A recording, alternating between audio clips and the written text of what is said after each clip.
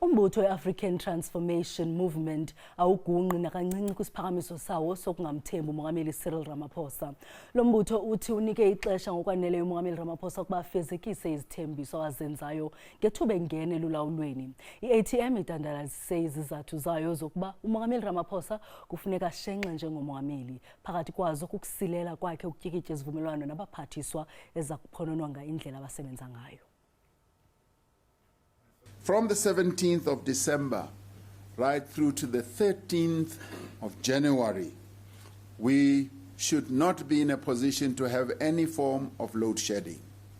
Apha uMongameli Ramaphosa wayithoba maxhala bemibili ngocimicimi wombane kodwa ngelishwa zanke izinto zihambe njengokuba wayithethile.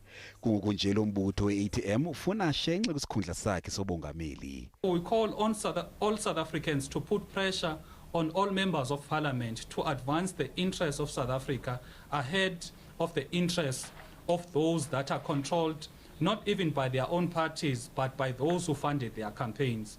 Lombutho ukwathi uMongameli Ramaphosa usilele ukutyikitya izivumelwano nabaphathiswa bakhe nesakuphonononga indlela abasebenza ngayo.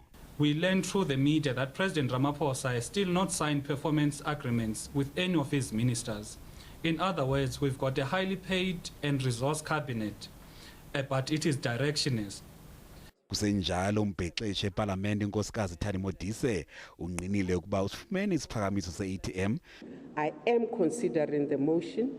You do know that any motion that comes in front of us must satisfy certain conditions, and if it is, then we will deal with it as it comes. Sisiphakamiso sokuqala esi sokungamthembi uMongameli Ramaphosa aza kujongana naso susela oko wathabatha intambo zolawulo.